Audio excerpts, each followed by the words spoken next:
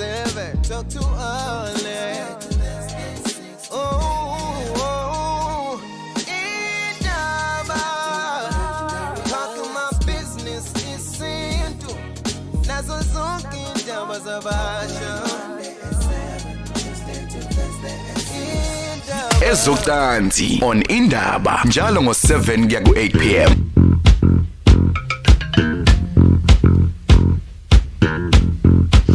Anhle shande sisishaya kanje mangabe kuyi Thursday yokuqala enyangeni sisuke singenayo topic sosiba ne open line nje la obuza khona yonke into ofisa ukuyibuza and kuyi sex indaba we also take ama comments na ukube udokotela nje njengo Dr Shabalala na usinikeze ulwazi lwakho and usitshele nokuthi into ke wayizwa on this show we practiceile yini kwenzekeni we zamile lento udokotela kade advise ngayo so namhlanje ke ile Thursday leyo it's the 5th of December 2024 I welcome udokotela uNkosinathi Shabalala kwezomdavazo sabona doc Kunjani Alex? You're right, kunjani? Ngikhona baba ngibingelele umndeni wami Gagas FM baba. Sure. Loluhlelo ke alukho suitable for ingane. Inamba izothi 0861596596 and siyakubingelela nawe listening to us via a app. Ikhona le show kwi podcast and ungayibuka as well na ku YouTube channel ye Gagas. Kwenye I group as besisho ukuthi sobesikhuluma kwi open line talk kuvelela ukuthi babuka bebaningi abantu abathi during umdavazo uvele nje ube thirsty suddenly and then they said okay maybe usujuluke kakhulu or it's to do with ukuthi usukusebenza I said ngizombuza udokotela ukuthi idalwa yini leyo nto awuyiphendule doc usawoti yeah is that what you call it usawoti that's exactly what we call it usawoti and yazi indaba kasawoti Alex ibalekile wangempela ukuthi si understand because usawoti kulethela sodium explain sodium you know when it comes to even the neurological point of view you know ukuthi sebenza kanjani ingqondo you are create kanjani ama electrical impulses and all of that sodium plays a very very big role even with psychology sodium plays a very very big role even if ubuka if umuntu ekhala Alex inyembezi uma zehla emehlweni ukuthi uzoyithinta mhlawumbe lezo inyembezi ngolimo uyakuzwa ukuthi inyembezi zinjani zisalty inyembezi and it's merely because of the sodium so even sweat mawukuthi uzo exude isweat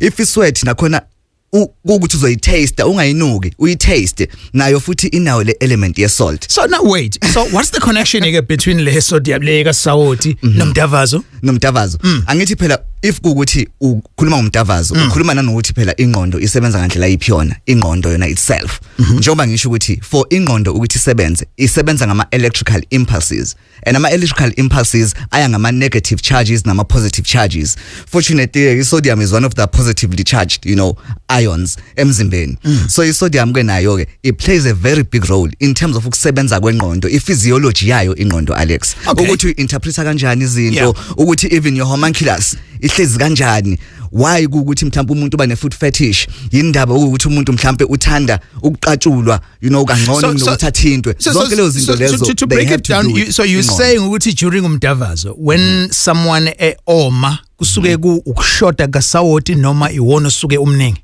well ngenzeka ukuthi mhlambe awumningi kodwa ke njengamanje njengoba woma wena udinga ukuthi welekelele umzimba ngoba izinso nazo ngokwazo zidinga ukuthi ziregulate lo sawoti izinso ke they fight against izinto eziwu2 potassium ne sodium you know ukuthi kubalance lokho in terms of your electrolytes ngoba kubalekile emzimbeni ukuthi abalance ama electrolytes so usuke usulekelela wena umzimba ukuthi usawoti udilute khona izinto zingezukusindelwa ngoba izinto uma zike zaqala zasindelwa then kuba khona inkinga ziyaqala ziyalimala you know bese ingabe saklina kahle igazi and we rely solely on izinto Alex uthi iclean igazi ingakho kukhande kumchamo umchamo uyi waste product of ukuthi imetabolism yenzana emzimbeni if uzofaka something emlomeni uzoyigaya leyo nto bese uyayiabsorb bese kumele uyisebenzise remember the whole point of ukuphila even ukudonsa umoya lento ekuthiwa oxygen it's to create one element which is the ATP adenosine triphosphate that is what we basically survive with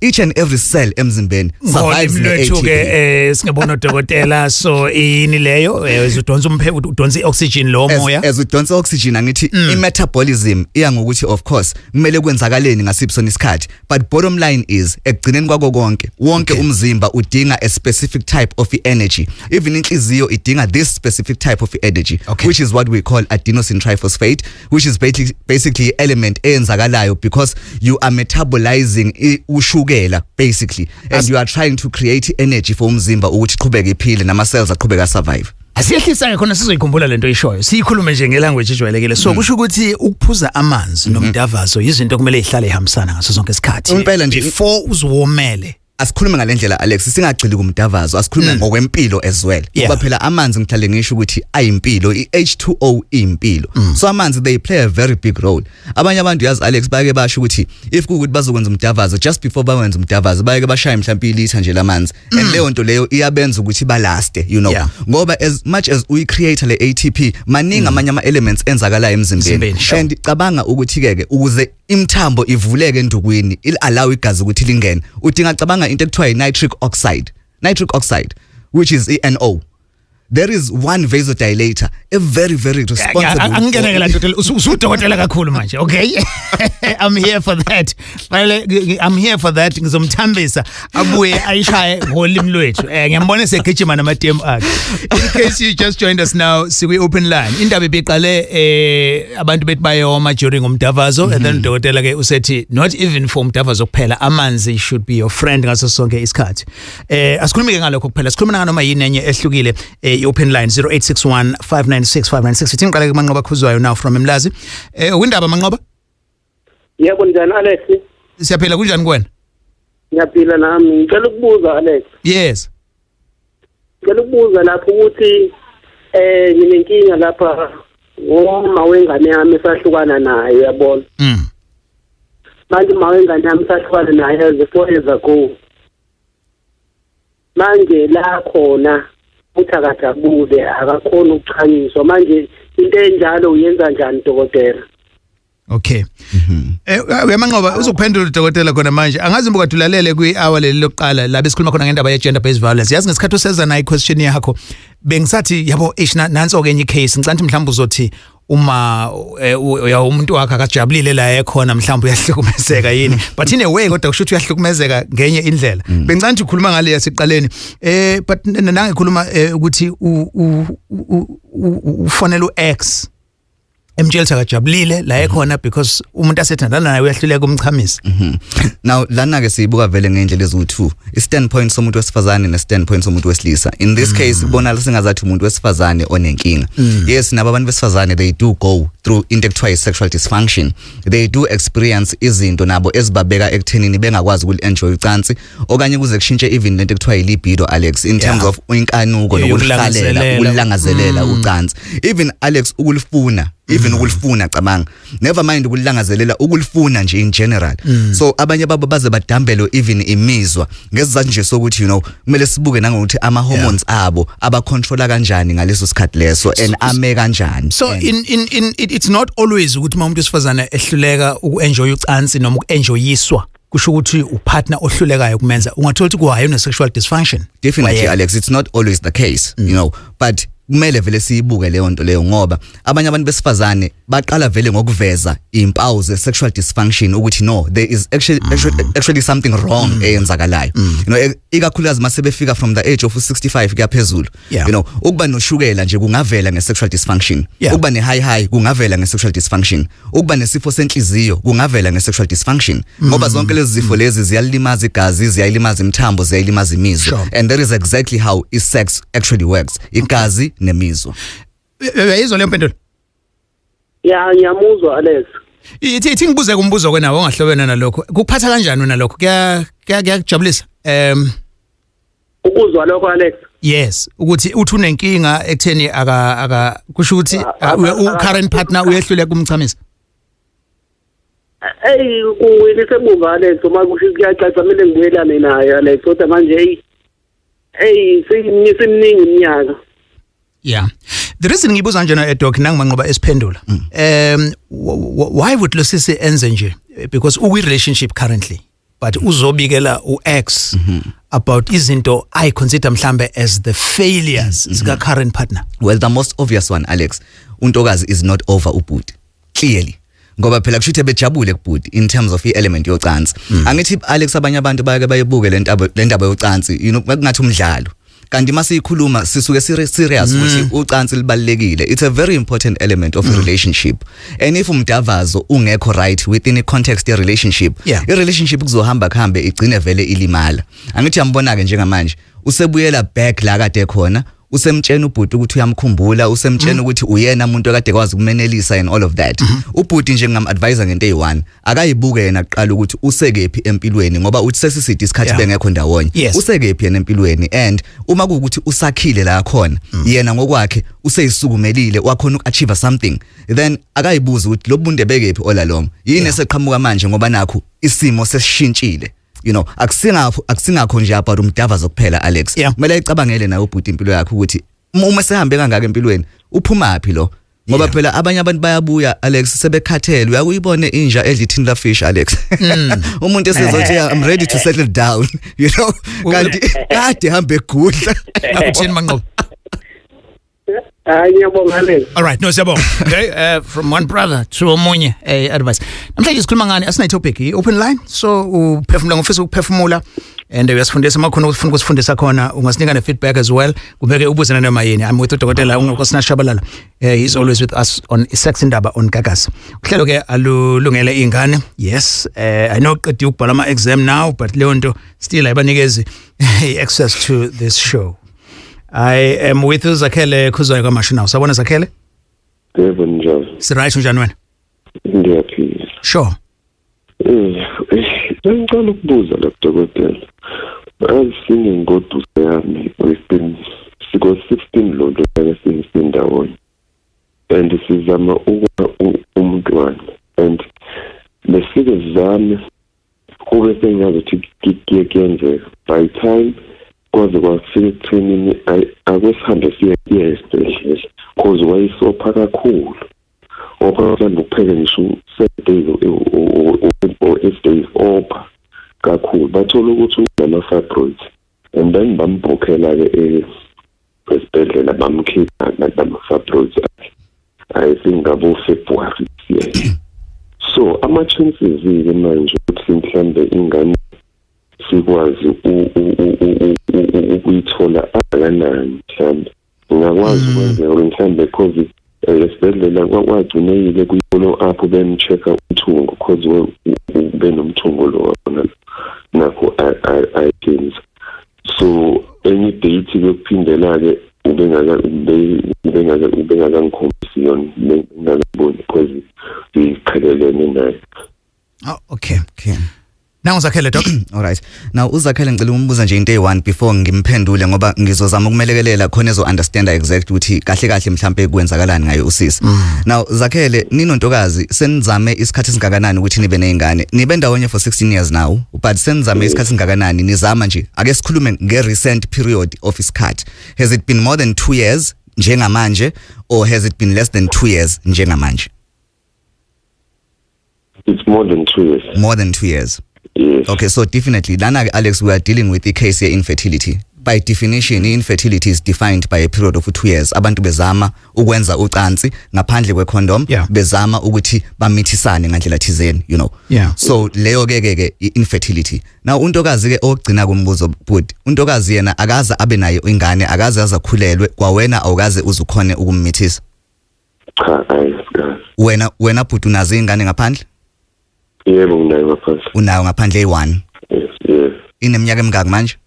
No, 5 years. 5 years, okay, so it's a recent thing basically, less than 10 years. All right. So now Alex Lana still in a case here primary infertility when it comes to usisi because akaza khulelwe akaza ikhombisa iproof yenzalo.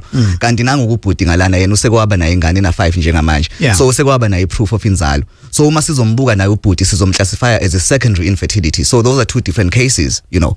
Bese ke siyabheka ukuthi now kuntokazi if sizothi primary infertility what could be the cause? Because yalana uyasho ubhuti ukuthi bamdiagnose ngama fibroids. Now with ukudiagnose ngama fibroids uma sizokwenza ukuthi umuntu siyamsiza simuse theater we can do either of these two things Alex. We can either do a hysterectomy or we can do a myomectomy.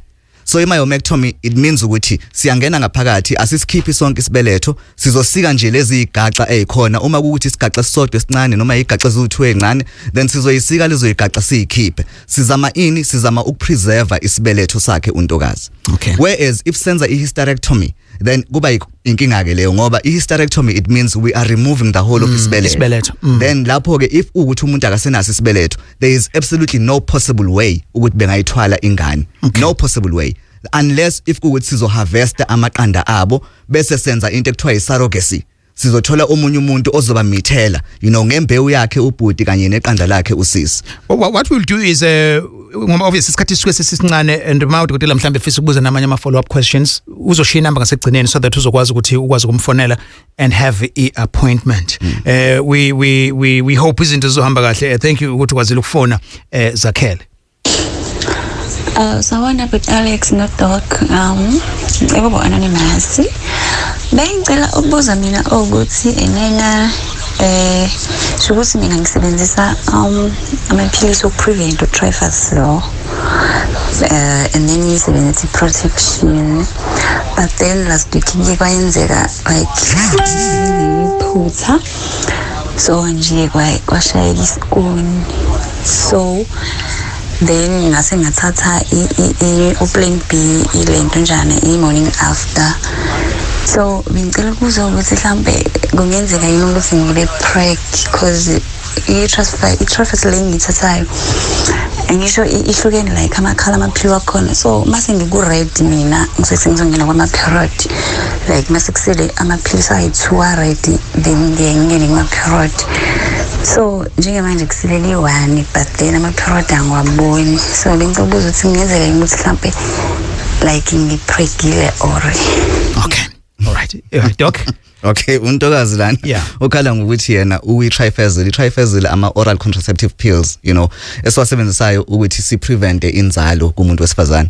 So in this case kuzoya ngokuthi ebe-adherent in kwi-medication, ebewathatha yini amaphilisi ngendlela, ebewathatha yini every day, and was she following the correct way of ukwathatha amaphilisi, because they usually write at the back of amaphilisi ukuthi wathatha kanjani and you follow the arrows ngayo yonke indlela, because now sizama ukwenzani, sizama ukulawula umzimba wakho ukuthi uze ube nento ekuthiwa i-breakthrough bleeding, meaning ukuthi asifuna ama-period akho adisappearish ngandlela thizeni. So ama-oral contraceptive pills wona they will give you ukopha, hence why ethi masekusele lawa amabili abomvu ila aqala khona ukopha engena kuma-period. Njengamanje uthi usesalelo usuku olulodwa ngoba useliphuzile lilodwa elibomvu, kodwa nayi indaba la ikhona uthathe into ekuthiwa i-morning after pill.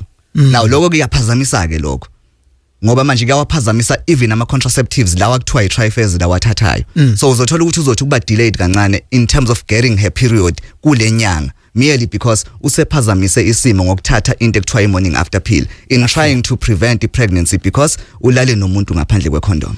Okay, so angathatha isikhathi singanani-ke then aqala be-worried ukuthi usengaboni udokotela-ke to investigate. Okay, so if kuwukuthi umuntu useskiphile ama-period ngithi mina and again akakaboni ukuthi inyanga ezu2 ziyandlula yini engabanga kuma-period ngoba into ebalekile Alex, it's the first 3 months of pregnancy na into ebalekile, and the first month of pregnancy we hardly ever anyways pick up pregnancy by doing ama-standard pregnancy tests.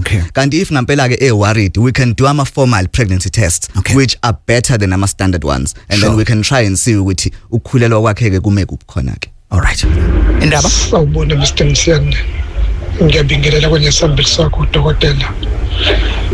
Dokotela kunenkulumo eningi engizizwe zikhulunywa kakhulukazi abantu besifazane emagroupini ku-Facebook bekhomplena ngomsindo ojwayele ukuba khona uma ngabe mhlambe kwenziwa lokubizwa ngokuthi dog style, lo msindo uphuma kwesifazane kungabe into natural leyo ngoba ngibone ngizwe ngathi indlela abafila ngayo ungazi ukuthi bazizwa benemahloni mangabe kwenzeka lokho. Ngiyabonga. Sawubona Alex nawe doctor, ngiyajabulela kakhulu ishow yenu la. Nginombuzo, inenkinga la njalo mangenza ucansi urandwane uyashesha ungichamisa and awungijabulise ngoba umuntu engibambisene naye mebuye emsebenzini ubuye esekhathele kuyenze kuthola ukuthi ngishaya around eyodwa ngeke sisaphinda ngoba uzokhala ukuthi ukhathele, thola ukuthi lapho mina ngisahala ngisalambile. Ngabe kunormal yini noma mhlambe khona isifo enginaso yini? Right, asiqale ngale yoqala-ke Doc Style iba nomsindo ophumayo. Yes, ophumayo. So lo msindo Alex, baba embarrassed because lo msindo usounda ngazathi umuntu uyasuza. Lo msindo lo abasuke bewuza mawuthi benza i-dog style. Nakhona futhi kuya depend ukuthi i-dog style uyenza ngayiphi yona imena, uyenza ngayiphi yona indlela. Ngoba if kuukuthi uzokwenza i-dog style, if ukuthi induku yakho uzothi mawuyifaka ngaphakathi mawuyikhipha iphume completely before ingene ngaphakathi kungabe ukuthi you are always in contact with untomzodwa then lapho uzo invite umoya ukuthi ungene ngaphakathi kuntomzodwa so ungena komoya ngaphakathi kuntomzodwa it creates a vacuum. So if ukuthi you apply pressure within a vacuum umoya uzofuna indawo yo escape then ndawo zo escape khona kuba khona ke lo msindo loyo obangazathi ukusuza into very natural. In fact uze wenzeke if ukuthi umuntu wesifazane is now having an orgasm if ukuthi umenza i-doggy style that's another way of ukuthi ubone ukuthi oh okay so umuntu wami ke hayi usechamileke ngokuthi ayithole leyo nto leyo umuntu wesilisa ukuthi iphume leyo sound ngoba nontomzodwa uya contractor uya relaxa uma ukuthi usefika kuvutho ndaba. I hope uphendulekile bafu. Then bese uzoba ke round 1 ngisheshe ngichame early but uthola ukuthi ke ukhathele usisi ngoba ubuye emsebenzini. Usizayo ukuthi ukhathele usisi useborekile usisi useembarrassed enough. Now ubhuti unenkinga lana une premature ejaculation and iyona lena emlimaza even nakuyena usisi ngoba if une premature ejaculation uyashesha ukuchama therefore awumstimulate umuntu wesifazane enough ukuthi yena azabe sexually aroused in any way. So of course uzofika with that element of anger with element of frustration and uzoba embarrassed in a way so uzovela ngalifuni yena untokazi ucansi they will literally shy away from it and abasalifuni nangokuthi ke abasalihaleli ngoba bayazi vele ukuthi kuzokwenzakalani kungenzeka ukuthi lo ngikhathele is just an excuse okay, exactly so ubhuti ke how does he up game yakhe ke and abuyele back kumele abonane nodokotela uShabalala. Okay, so lento yokushesha uchame ku first round into engaxazululeka i-premature ejaculation it's one of the major concerns esiyibonayo vele under i-sexual dysfunction yabantu besilisa i-premature ejaculation ihambisana kanye ne-erectile dysfunction ungaqini kahle kwenduku nokungasebenzi kahle kwenduku ikakhulukazi mawukuthi awusakwazi ngisho ukuthola i-morning erection and awusakwazi ngisho ukuthola i-morning glory so lokho sekusuke sekuyinkinga ke enkulu leyo. Alright, namhlanje sikhuluma nganoma yini sikhuluma ngayo kwi-topic yethu sifike sakhuluma about trying to ukuthola umntwana and then sakhuluma about doggy style and the sound and sikhuluma about early ejaculation ku first round and all of that. Iwona ama-topic ke lawo namhlanje siwadiscussayo because it's first Thursday yaka December so buza noma yini ofisa ukuyibuza and then usinikeze ne-feedback nolwazi lwakho as well. Uhlelo alukho suitable for ingane. This is Sex Indaba on Gagasi. Indaba on Gagasi siyaqhubeka 0861 596 596 and in case you just joined us this is a Sex Indaba and you namhlanje sikhuluma noma yini ofisa ukukhuluma ngayo the show zoyithola kwi-app as a podcast and ikhona ke ne-video yayo mawungaya nje kwi-Gagasi FM app uzokwazi ukuthi uyithola. Ngithatha uSithembiso phakathi nawe enkandla. Sabona Sithembiso? Sanibona bamtshane nethimba lakho lonke lapho njani? Siya right kunjani kona Sithembiso?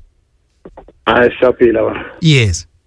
Cha ngifuna nje bamtshane ngikona umfundo engibuzwayo no akusa ukuthi la ekuthandaneni i-gender based violence into engakazi ukuphela ingakho ngifona nje ngifonisa ilokho nje ukuthi manje kade kunohlelo luphelayo lukhuluma nge-gender based violence into engakazi ukuphela ke njengoba kuthandana nje ngoba kusho into esazoqhubeka nabantu abazemthelela yebantu besifazane bezoza ukuthi lento ye-gender based violence iqhubeke ekuthandeni khona. Lokho ngishizwa yini na kunomlalelo nje fona la ngiqala umanqoba okhuluma ukuthi uma ingane yakhe ahlala naye 4 years back usakhuluma ukuthi kusho usamkhumbula ukuthi usamkhumbula nje emchama ngayo lo wathandana namanje kamchamisa vele sifana kumanje shokezi una useludlelaneni uma le ndoda athandana nayo iyimiselo iqhubeke nothando lwakhe luze lihambe lesekugcineni mhlawumbe imishadweni lesekude uma engathola ukuthi lo njengoba ethandana naye nje manje usakhumbula wengane yakhe ukuthi wayemela mnandi ngocansi kungaye into enjani kulendoda lo sifazana athandana njengamanje uma athola lento iyafika leyo kule ndoda njengamanje akudaba ukuthi imbangela ilo wesifazane manje yena udala ukuthi ngabe khona uzinzo ngoba le ndoda ngeke kwamukela ukuthi yona iyahlanganisa mhlawumbe ikhokhe ngabe ikhokhe iyayiqhongobezela lo sakhumbula indoda endala ukuthi yayimenza kahle ucansi manje kuzoba njani le ndoda entsha ke le andamathiwa le ndaba iyafika le ndoda entsha. Okay. No, we hear you. I think we advise leyo esimukelayo indlela buka ngayo. Yes, Alex. Alex, GBV, it's quite an intense topic. GBV yabona ngoba ubhuti ayizukuphela. Ngiyamuzwa ukuthi uqhamuka from kubukhona. Kodwa akasibuke nangalendlela Alex. The problem is GBV is weaponized. there is the problem, a very big one, inkinga lena. Ngokuthi si weaponized, number one, asicaciseni ukuthi sikhulumani, masikhuluma ngegender.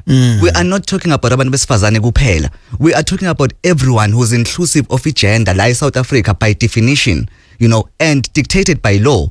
So if GBV ibalekile ukuthi understand ukuthi ayenzeke kumuntu wesifazane kuphela, iyenzeka even nakubantu besifazane and kubantu besilisa, and bahlukumezeka ngeindlela ezihlukile abantu, Alex. So we need to understand ukuthi GBV idrive yini before we actually say ukuthi ayizukuphela. Uma singakwazi, Alex, ukumanage ianger, ngoba anger is the drive for GBV. Uma singakwazi ukumanage anger sisonke as a society, angibhekisile umuntu wesilisa, angibhekisile umuntu wesifazane, sisonke nje jikelele, then we can understand ke ukuthi mhlambe singakhona ukuphilisana ngendlela thizeni, because anger yenza umuntu enze inqumo engekho right, Alex. Indaba uNgagasi. Ngibona Alex no Dr. Asinamla nginenkinga la. Into yami sinobandekenteke nje yazi. Namsengeke benamahloni ngizoshawana. Ngishaya mhlambe ngalezi ikhathi sonze uthungu ushaya ngo12 manje. Ngiyakwazi ebusuku. Okay. Yes. So lana Alex, this is erectile dysfunction. Ngike ngayichaza kancane ukuthi imayelana nokusebenza kwenduku in terms of uqina kwayo. Ngoba induku isebenza ngegazi. So igazi kumele lingene, iqina induku libambeke igazi usebenze, ungathi ungaqeda ukuchitha bese igazi liyadedeleka bese ke inuma ibohla ke induku. So lana kubhuti unenkinga ezu2. So unento ekuthiwa unento ekuthiwa erectile dysfunction, but phezukwalokho unene delayed erection. Nayo ke enye inkinga, because leyesibili around uze avukelwe, you know, seku u12 isikhathi. Uzothola ukuthi mhlambe ugcine ngoba ukwenza round yokuqala uthi ugcine manje ngo7 6 bengisazi ukuthi u67 ngoba ke kuthathe more than 4 hours umuntu mase ne severe erectile dysfunction ukuthi athole erection yesibili. Then sekumele kayisukumeleke ngoba sengishilo ngathi isevere in this case merely because of the hours that he takes in between round ugain another erection. Okay, sure. Sanibona Alex studio no Dr. Buhle naye. Mina Alex nginenkinga lapho wami. Umuntu engithanda naye bafu ngiyamthanda kakhulu. Ngiyamthanda ngalendlela exakile. But into engishayayo kuyena bhuti unephunga elivele ngabikho right masenze ucansi naye. Angazi ngamsiza kanjani, ngiyafisa ukuthi asizakale because ngiyamthanda and ngiyale-enjoy ucansi lethu futhi ngifila ngaphakathi, but iphunga elivele ngishaye. Yabo ngiyabekezela wona, ngiyabekezela because angithanda namuntu futhi omunye angithanda naye kuphela ngiloyali kuyena. Inkinga yephunga Dr. Bengisazombuza impela so uphendulile lo mbuzo wangikhulula futhi actually ngoba uthi uthandana naye kuphela akekho omunye umuntu yena athandana naye. I can only hope ukuthi ke uchazana nokuthi akekho omunye umuntu alala naye. Ngoba phela ukuthandana nokulala could mean two different things, you know. So in this case ke yena ke usisi kumele athole ucwaningo, kumele acilonge Alex ngoba if ezoba you know ne discharge elokinuka, especially if iloki iqhubeka iba recurrent, then uzogcina enento ekuthiwa pelvic inflammatory disease ezombeka ekuthenini alahlekelwe inzalo ngoba leyo nto izogcina idamage isibeletho, idamage even the lining of endometrium le elina sona isibeletho. So we need to look at le case lena ngamehlo abucayi ngoba kumele simcwaninge untokazi sibuke ukuthi yini lena emdalela ke manje lesi smell lesi, is it because of infections or there could be something else eyenzakalayo. Sure. Hey Alex. Sure. Uyabona labantu abasheshe bechama. Hayi mina ngazi uma kwenzeka kumina nikuphela. Uyabona awuzama ukushaya indlwabu nje uwedwa mawuzovakashela umuntu. Ube umuntu futhi othanda ukujima, ube umuntu onyakazayo emzimbeni. Uphuze namanzi ngoba kushiwo nje. Kodwa nje u1 ushaya uwedwa endlini iqala. Yesibili izokhala kuyena ngiyakutshela ba. Siyabonga mfethu. Ngishilo hlelo Dr. la ngithi sithola nane advice as well. Yes Alex. And it makes sense lento ayishoyo. It makes sense, but now asibe very careful ngoba manje uzothola ukuthi le masturbation isigqiba inkinga le masturbation. So asibe very careful lapho. Yes, iyabalekelela impela abantu abaningi abasheshayo ukuchitha ngo round 1 masturbation iyabalekelela Alex ngoba vele engathi ngafika uma endlini usuchithile vele wena. So round wakho wesibili uzothi vele uba prolonged, you know, and majority of the time ngempela bayamenza umuntu wesifazane afike kuvuthondaba properly ngoba basuke vele nabo sebefikile ku round 1 sekuwukuthi nje sebenza sure ukuthi kumama baqhubekela phambili. Sure. Indaba khulu mina ke imake sisifuna nje uyiqale ekuqaleni indaba yakho sikuze ukuthi uthini. Sanibonani Bhuti Alex. Nazo-ke. Ninodokotela. Siyavuma sisi. Bhuti Alex mina ngiyintombazane la kuma 40s. Umuntu wami la kuma 50s. Siyajabulisana nje kahle ecansini angikhali ngalutho. Kodwa into eyayingiphathe kabi Bhuti Alex engayi-understand ile ukuthi endokwini yakhe sometimes makahle hlasimpe senze umdavazo kakhulu. Athi uyaye benokusikeka mhlambe athi mina mhlambe ukhuhlwe izinza yayibona lonto ihlala ingangiphathe kahle akwenzeki njalo kodwa kuba ukuthi athi yena mengabe senze kakhulu ngoba mina ke Bhuti Alex ngiyalithanda bandla ucansi futhi ngiyaye ngimtshela nama yikho into engizoyenza kona kule age ngiyona ngicabanga thiwa le dala ukuthi ngilithande kangaka manje kungiphatha kabi ukuthi ngithole ukuthi uzothayi ngikhuhlekile kufanele ukuthola into ezokugcoba ukuze aphole idalwa yini lo dokotela. Okay, no siyabonga khona. Okay. Uyasikeka usikwa izinza and kufanele thi what's your advice doc? Uyena ubaba ngithothi usikwa izinza. Uyena ozama ukuyichaza lento ngendlela yena mhlawumbe understand ngayo ukuthi yenzeka ngandlela yiphi yona. But now bengizobuza nje umbuzo oyi1. Ubaba usokile yini noma kasokanga? Ibaleke kakhulu ke leyo nto Alex uthi ngiyazi. Before ngithi ngiyawuphendula even umbuzo. Ngoba manje kufika ngendlela ezihlukile ukulimala komuntu wesilisa. Asibuke nje umuntu ongasokile. Umuntu ongasokile usuke sanalo ujwabu. So umuntu wesilisa makuthiwa uyadabuka usuke edabuka lona ujwabu. Ekakhulukazi mawukuthi uzokwenza mhlawumbe rough sex noma uzokwenza ama round amaningi ngesikhathi esiyi1. Kuyahamba kuhambe adabuke umuntu wesilisa khona lapha na kujwabu. Bese kuba khona ke lokho ukuthi mhlawumbe avuvukalelwe ikhinqi uma kuukuthi Alex usokile. Kuvuvukale ikhinqi. Lokho ke sesikubiza ngebelenitis. Leyo nto leyo sekuyi irritation of ikhinqi ke manje. Which is very sensitive indaba yekhinqi. You know, so ikhinqike lona alivamisile Alex uqayeka ingakho ngithi uyakaqayeka isikhumba umuntu wesilisa then ikhinqi liyake libe ne rash mhlambe ethanda ukuba bomvu engazathi ifuna ukuluma le rash and my city yahluma ihlume ibe namapatshaza engazathi namanzi bese yaphihlika lawo mapatshaza lawo then leyo nto leyo ichaza exactly ukuthi we herpes simplex virus until proven otherwise. So singambona ubaba simcilonge sibheke in this case ngizodinga ubabona bobabili ngoba uzothola ukuthi umama is harvesting something eyenza ubaba alimali. So ukubabona bobabili kuzonginikeza ithuba lokubaxilonga bobabili. Ngibheka ukuthi bobabili bayalidinga yini usizo ngoba balala vele ndawonye bo2. You know, so bangalimazana bo2 ngaleyo ndlela. Okay. Well, usisushela ukuthi of course vele uyayithandela yini ucansi. Uyayithandela yini ucansi. All right. I hope yaphenduleka. Isho namhlanje le isex indaba is not for ingane, i-open line. You're listening to Indaba on Kakasi and the show ikona ku YouTube channel. Thank you for watching and we app uzoyithola as a podcast masufike phakathi just ufunda nje and then ulalele uzwe ama stories avelayo 0861596596 Indaba on Kakasi uzoyiphinda 0861596596 and then ngizoya ke nakuma comments aku Facebook as well. Ngithatha uThobeka now. Thobeka, welcome to Kakasi. Mlazi? Yebo sanibona. Yes, siyakumukela sis. What's your take? Okay. Ngicela ukwazi dokotela nginemibuzo u2 ngicela ukwazi ukuthi ukukwetha kakhulu to a point ukuthi uzovibrate ukuthi ngathi like awusafili kahle ngezandla kusuke kwenziwe yini and 2 umuntu wami lengana naye manje unenkinga yokuthi inhlamvu yakhe iba nokunuka inuke ngathi ifuna ukuyenkabini but iphinde futhi right. Okay. Yeah. All right. Quickly, Doc, 2 questions. Okay. So le nhlamvu siqale ngayo ngoba ilula kakhulu Alex yona.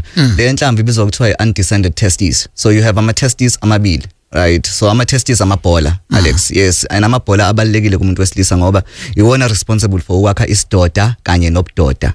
So isidoda ke would be imbewu which is called sperm and then ubudoda ke would be testosterone. So if kuthi umuntu wesilisa you know inhlamvu yakhe iyanyuka ize mhlambe ijinga senkabeni kuyadependa nanokuthi ihlala isikhathi esingakanani lapho before yehle. Ezinye ke inhlamvu unfortunately ziyanyuka ingaphinde zehle zibambeke khona lapha. You know, bese kuba khona ke inkinga ngoba namasende lawa angaphandle komzimba for a reason. I temperature, you know, awafuni ukuthi asondeze amabhola ikakhulukazi closer to umzimba, especially towards I body temperature, because ayalimala amabhola awa function properly under I high temperature. And umzimba unfortunately une high temperature than the outside, you know, world. So ileyo ke nje uqale anti-descended testis singambona kuzomela exclude nanokuthi unawo yini into ekuthiwa inguinal hernia okuyimbobo lawo lingena khona leli bhola lize lifike khona lapha enkabeni engamele ngabi khona. So siyakwazi ukumelekelela Alex ukuthi sivala imbobo okanye silithathe ibhola sil attach khona lapha na kwi-scrotum ukuthi lingakwazi kulokhu linyuka, you know, kodwa ke lokho it's done surgically kwenziwa isibhedlela e-theater. Number 1 lo. Number 2 Alex kuskwetha leyo uskwetha ukhuluma ngokuthi ku abnormal yini ukuthi mayise skwethe kakhulu aze aqhaqhazele umzimba angazizwa ama feelings ngezansi. It's not ukuthi usuke ngazizwa ama feelings ngezansi, usuke eba nento ekuthiwa convulsing orgasm, you know, after ke of course reaching le ndaba yokuskwetha. So uskwetha wona ngokwakho vele indlela yokufika kuvuthondaba le, ngoba abanye abantu bahlukile abaskweti bona baya cream, abanye they don't even squirt, they don't even cream, but abanye ke they can even have ama convulsing orgasms without even squirting. Njengaye nje yena kodwa uthi uyaskwetha bese ke eba nama convulsing orgasms, you know. So yena ke usenhlanhleni ngoba kushuthi umuntu wakhe uyamfikisa fully kuvuthondaba, and I know ukuthi mayeqeda, you know, ukufika kuvuthondaba eseqhaqhazele ngokuthi angayizwa imizwa ezansi uvela afuna ukulala nje Alex completely, usuke sekhathele umzimba, usuke sengazathi hey udavazeke shosho. That's time for cuddling, eh? Time for cuddling. So no complaints. You have a problem, but it's a good problem. Benge kuhleke kube kuthiwa yikho right? Sure. Indaba on Gagasi. This program is strictly for adults kuphela. Gagasi FM. Get your headphones ready. It's Dove 66 manje. This is Sex Indaba with Alex Nodog on Gagasi FM. Basopi Oledi. Sanibonani Gagasini. Ngisacela ukubuza la ku doc ukuthi if umuntu osilisa enenhlave eyodwa like kwi-scrotum sakhe possible ukuthi angakhulelisa? Okay, no, we singena kule question but ke bingafiki like 10 ke ngakhulelisa yini, udokotela uzophendula nje ngokusheshsha. Sanibonani Gagasini. No, sekuzwele bhuti uzobuyela khona manje kuwena dokotela. Indaba? Baba Alex no dokotela. Sure. Ngicela ukuba anonymous. Sila eMaritzburg baba dokotela awudilike uzovula noma ikuyana encane nje la eMaritzburg esazi ukuthi sizothola usizo ngoba siyasebenza amadokweni selidinga usizo, asikwazi ukugibela shona phansi koThekwini futhi masebenza ngama weekend asikwazi ukuthola usuku usithola lodwa lokuphumula. Uvula noma ikuyana nje encane la eMaritzburg ukuthi ayibafina seMaritzburg sengikhona. Okay, sure. Ngibingelele Sikangane, ngibingelele nakudokotela. Nginombuzo la nje umfishane. Kuyenzeka yini ukuthi lapho umuntu wesifazane angafiki kuvuthondaba kodwa ngendlela nenza ngomdavazo menza ngalendlela ukuthi azathi hayibo sengikhathele phela manje kanti wena uchamini, kodwa manje wena umuntu wesilisa inhloso yakho ufuna ukuchamisa yena lo wesifazane kodwa manje ayi seneve isikhathi eside phela manje nashintsha itayela wamphendula but still akachami. Mhlawumbe nawe uzofika la gcina ukuthi awuthi ngichameke manje wanakho phela akachami. Kuyenzeka nomuntu wesifazane naye gcine kungenzeka ukuthi asheshe achame ngalendlela ufuna umchamisa ngayo ukuthi ufuna umsheshisa. Sanibona Alex studio no dokotela buhle naye. Hey mina Alex nginenkinga lapho wami. Umuntu engithanda naye bafu ngiyamthanda kakhulu. Ngiyamthanda ngalendlela exakile. But into engishayayo kuyena buti unephunga livele ngabikho right masenze ucansi naye. Okay, yebo indaba yephunga again ngicabanga ukuthi ngesikhathi dokotela sayichaza ubukade usalalela size nawe ke dokotela way 4 ungamithisa mayibhola lilodwa asiqale lapho. Okay, impendula lapho yes Alex ungamithisa ngoba manje phela if unali ibhola lilodwa kuya depend of course ukuthi lisebenza ngendlela yini and imbewu eliproduceayo inormal yini. So ngoba sidinga lezo zinto ngempela ukuthi ukwazi ukumithisa umuntu wesifazane sidinga ukuthi imbewu yakho ibe normal, ibe ne normal count in terms of sperm cell count sakho and ikwazi ukubhukuda imbewu, ibe nekhanda, ibe nentamo, ibe nomzimba, ibe nomsila, you know. So sidinga konke lokho, so singambuka yena sibheke ukuthi lona ke leli lodwa ibhola liyayiproducer yini imbewu enough ukuthi ningammithisa umuntu wesifazane, but bakhona abantu Alex abanazo izingane nebhola elilodwa. Okay, you must have offices in Maritzburg for people about some Midlands. I'll think about it, Alex. Okay, we'll look into that and then we'll sneak a feedback. And then ubuthi uthi intombi yakhe kuze kusho yona ukuthi sikhathele kanti yena uyadelaya ukuchama ngoba efuna ukuchamisa yona qala. Yes, so usisi unenkinga la. Usisi akakwazi ukufika kuvuthondaba. Une problem. Akafiki kuvuthondaba. So that's called anorgasmia. And baningi Alex abantu besifazane abaze bashone even ukushona bengakaze bayizwe nje indaba yokuthiwa uvuthondaba ukuthi iyini. Bayifile nje ngokuthi bayizwe emzimbeni. Stalo Alex baze bashona. Yeah. So usisi ngisho ukuthi mhlambe akayisukumela impela indaba yakhe ngoba zikhona imbangela zokuthi angakwazi ukufika kuvuthondaba. Esingathi mhlambe masiyibuka sibone ukuthi isixazululo singaphuma yini naso ngoba ezinye zazo ziyalapheka ezinye zazayilapheke Alex. Okay. Yeah. All right, I hope yaphenduleka. Bona bhuti Alex nesihambeli. Lately namaphupho nginokuphupha la egcekeni kucenda nje sibaningi. Okay. Yona le ngathi sesigamelisha Alex Domdavaza ukucenda. Yeah, well so ngoba vele siku open line but ngiyabengisola ukuthi la yangakona ngazi ukuthi ibheke ngakweza amaphupho lawa adinga indaba yesintu. Ambingelele Alex nodokotela. Angibe u-anonymous la Esteng kwaDubuza. Manje nginenkinga nge-street sami la. Manje street sami asikho active empedeni yabo. So umuntu ovila phayo mama sishaye 1 round or 2 round ulakhala uthi ayikupandwa inkwantshu sephethwe inkwantshu. Manje ngisayise chicken sando kuyithola. Hayi asiyaphenduka empedeni. Okay. Hola pura mbathu Alex Mthiyane kanye nodokotela no producer lapho usiphelele umfoko kaNzunza. Cha pura mina angake ngithi mina kunosisi engathana na before yabo bengithana naye nje siphusha ku Grand kunento enginotisile kule abafethu abebathi buyethatha isikhathi ukuthi ukuvuka yabo be depend na kumuntu esifazana ukuthi active kangakanani yabona mase ufika ngishaw1 emva kwalokho umuntu aflash labhekele angasondeli eduzana kwami nje yabona nje sibambana nje yabo mongakwenzi lokho isikhathi ukuvuka yabo so lokho ngisho mina ukuthi khona umuntu angathana la before ish wayesenza nje kamnandi mesiqeda sisondelelane sihlale sithintane izandla nje sheshe liphakama sengithi ke nabo sisongazi ukuthi bangathi actor kangcono ukuze amafowethu bangakhali ngokuthi people ngazuthi thatha isikhathi ukuvuka sibambe. Alright, sayizwa le. Sure, siyabonga. Isikangane ngibingelele nakudokotela. Nginombuzo la nje umfishane. Kuyenzeka yini ukuthi lapho umuntu osifazane angafiki kuvuthondaba kodwa ngendlela nenza ngomdavazo menza ngalendlela ukuthi azathi hayibo semkhathele phela manje kanti wena uchamini kodwa manje wena umuntu wesilisa inhloso yakho ufuna ukuchamisa yena lo wesifazane. Okay, yeah, comments and uyabona ukuthi sibe nenkinga ecishe ifane sisona. In fact bengizosho Alex ukuthi yazi lo oqala ukhuluma about ukuthi usisi akanalo ufuqefuqa akanalo uqozi lomdavazo. Lo wesibili uyamphendula basically uthi another element engenza umdavazo uvuthe is ukubona umuntu wesifazane enoqozi enofuqefuqa kuyena motivated ukuthi akudlalise kuyena motivated ukuthi let us go on and have umdavazo because ngiyakhalela ngiyakufuna. So naloko vele kuyathenana on Alex and kuyamsustaina umuntu wesilisa ukuthi naye agcine eqhanyeliwe naye agcine ngempela efuna ukuthi nenze umdavazo ngoba usuke langazelela naye leyo nto leyo wena nawe ilangazelayo uyamkhuthaza Alex. Yes. All right. This brings us to the end of the session yethu namhlanje besiku open line namhlanje la besikhuluma khona noma yini ofisa ukuthi ke uyazi about ezomdavazo sakunika nethuba nawe ukuthi uphefumule khona ukufundile nawe. Ithini ke doc number yakho utholakala kanjani? Alex ngiyatholakala inamba yocingo ethi 063 847 0511 ngizoyiphinda 063 847 0511 eyase office yona ithi 031 065 0226 031 065 0226 ungashaya ucingo kule number wenza appointment uzozongibona emarooms ami ase Sherwood khona la eThekwini e313 Avenue. Alex ngiyatholakala ku social media as Dr. Shabalala ku TikTok na Facebook. Sibonga kakhulu Dr. Nkosinathi Shabalala.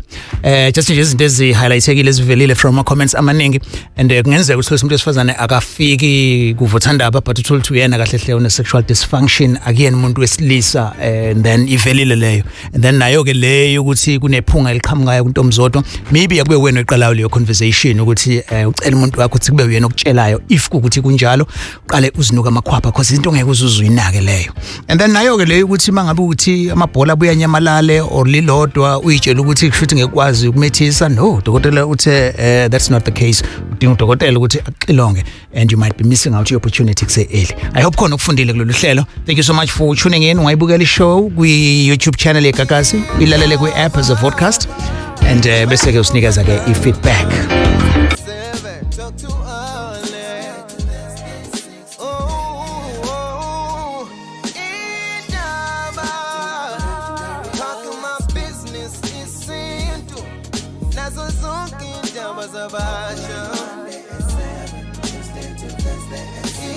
Indaba